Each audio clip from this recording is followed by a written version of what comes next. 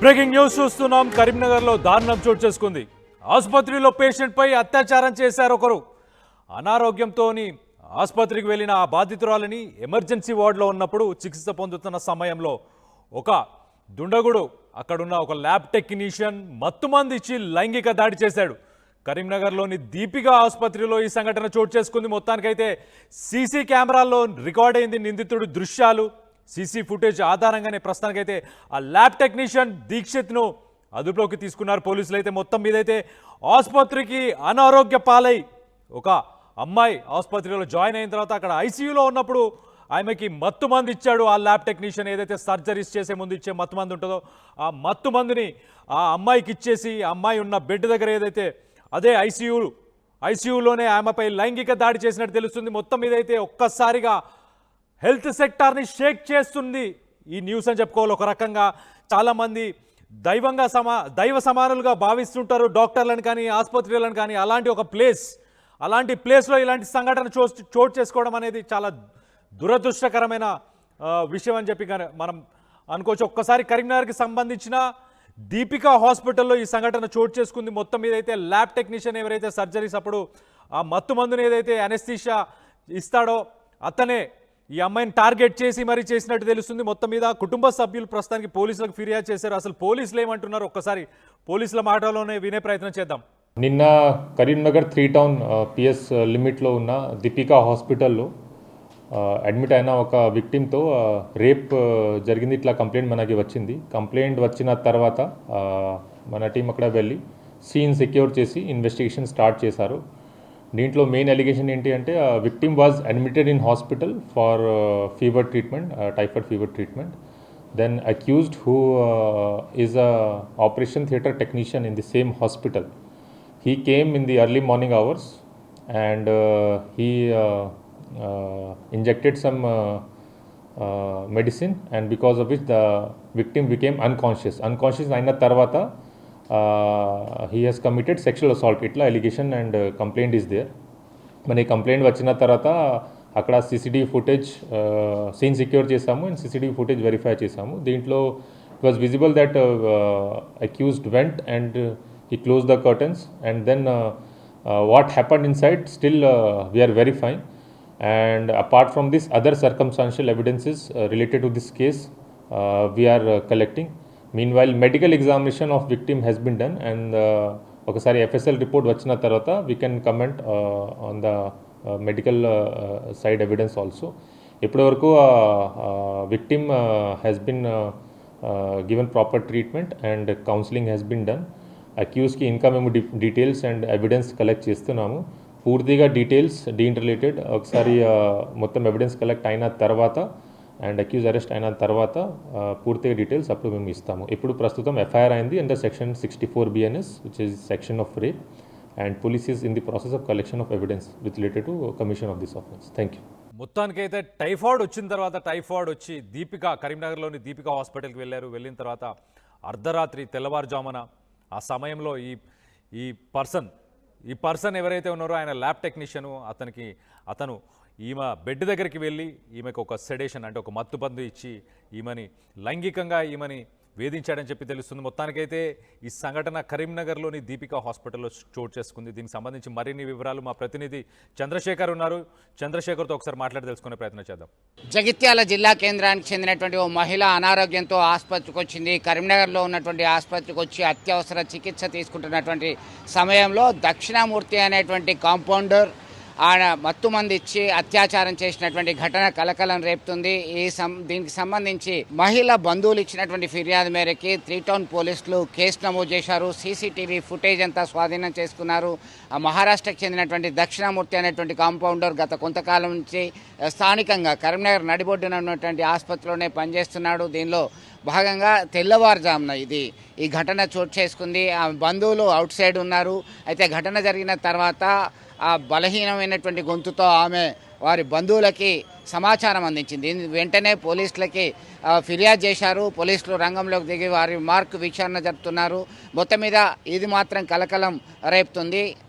Treatment కొరకు వచ్చినటువంటి మహిళ మీద, అది ఎమర్జెన్సీ వార్డులో చికిత్స పొందుతున్నటువంటి సమయంలో ఇలాంటి అఘాయిత్యానికి పాల్పడడం ఏంది? ఖచ్చితంగా ఆసుపత్రిని సీజ్ చేయాలి, కఠినంగా నిందితుడిని శిక్షించాలని చెప్పి డిమాండ్ చేస్తున్నారు స్థానికులు.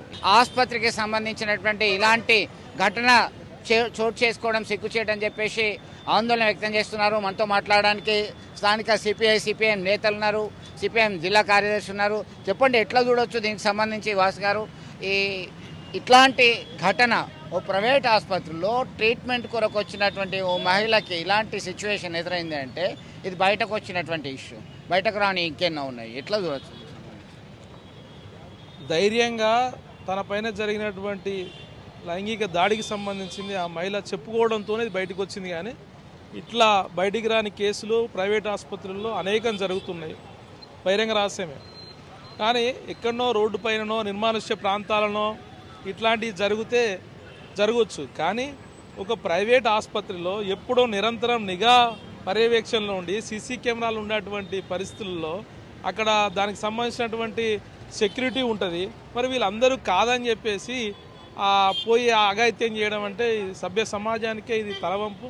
ఇట్లాంటి సంఘటనలు పునరావృతం కాకుండా కఠిన చర్యలు తీసుకోవాల్సినటువంటి అవసరం ఉంటుంది. పోలీసులు కంటి తుడుపు చర్యలు తీసుకోకుండా ఈ భవిష్యత్తులో ఇలాంటివి జరగకుండా అసలు మహిళ ధైర్యంగా హాస్పిటల్కి పోయి ట్రీట్మెంట్ చేసుకునేటువంటి పరిస్థితిలో ఇప్పుడు రేపు ప్రశ్నలే ఉదయిస్తాయి.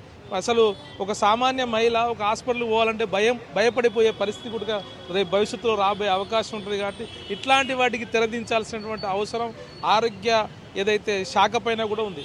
ఆరోగ్య శాఖ ఇప్పటికే ఈ జిల్లాలో నిమ్మకు నెత్తలు వ్యవహరిస్తూ ఉంది. ప్రైవేటు హాస్పిటల్ల దోపిడీకి చేయూతనిచ్చే విధంగా వాళ్ళ కార్యక్రమాలు ఉంటున్నాయి తప్ప ఇట్లాంటి హాస్పిటల్ మీద ఒక అజమాయిషీకి సంబంధించింది చర్యలు తీసుకోవడంలో పూర్తిగా వైఫల్యం చెందుతున్నారు. ఆ మహిళకు సరైన న్యాయం జరిగే విధంగా ఆ హాస్పిటల్ ఏదైతే దీపికా హాస్పిటల్ అని చెప్పేసి చెప్తా ఉన్నారు, ఆ హాస్పిటల్ సీజ్ చేయాల్సినటువంటి అవసరం ఉంది. కేవలం నిందితుడిని అరెస్ట్ చేసి కోర్టులో పెట్టినంత మాత్రాన ఆ సమస్య పరిష్కారం కాదు. కాబట్టి ఆ హాస్పిటల్ మీదనే చర్యలు తీసుకోవాలని చెప్పేసి సిపిఎం పార్టీగా డిమాండ్ చేస్తున్నాం. కరీంనగర్లో ఉన్నటువంటి దీపిక అనే ప్రైవేట్ హాస్పిటల్ని ఖచ్చితంగా సీజ్ చేయాలని చెప్పేసి సిపిఎం పార్టీ నేతలు చెప్తున్నారు. మనతో మాట్లాడడానికి సిపిఐ సీనియర్ నేత ఉన్నారు. రాజు, చెప్పండి, ఎట్లా చూడొచ్చు దీనికి సంబంధించి? ఈ ఘటన చాలా అవమానకరంగా భావిస్తున్నారు. ఇలాంటివి పునరావృతం కాకుండా ఉండాలంటే ఎలాంటి చర్యలు తీసుకుంటే బాగుంటుంది?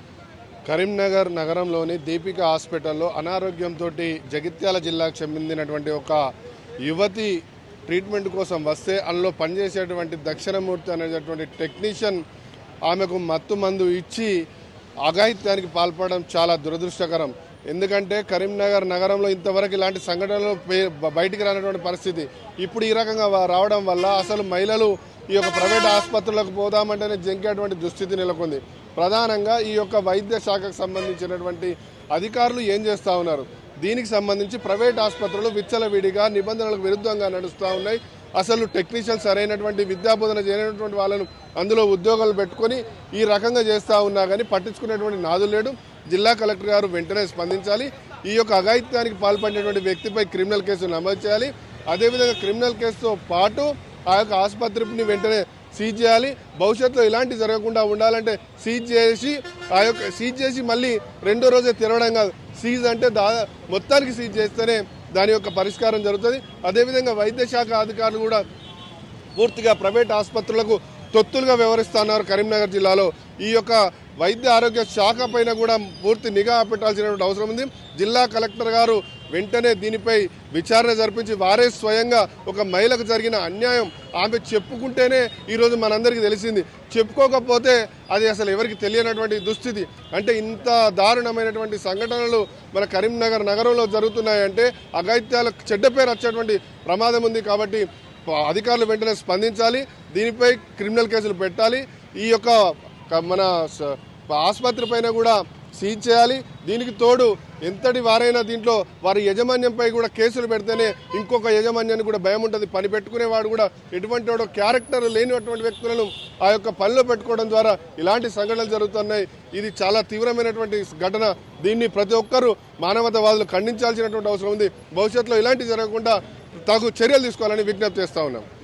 ఖచ్చితంగా ఆసుపత్రి యాజమాన్యము వారి ఆసుపత్రిలో తీసుకునే సిబ్బంది ఎట్లాంటి వాడు అని ముందే స్క్రూటినీ చేయాల్సినటువంటి అవసరం ఉంది. మహారాష్ట్ర నుంచి వచ్చినటువంటి ఆ టెక్నీషియన్ దక్షిణామూర్తి అనేవాడు ఈ అఘాయిత్యానికి పాల్పడ్డాడు. ఖచ్చితంగా కఠిన చర్యలు తీసుకోవాల్సిందే అని చెప్పి డిమాండ్ చేస్తున్నారు. అసలైన తొలి వెలుగు. ఫాలో వాట్సాప్ @తొలి వెలుగు అఫీషియల్.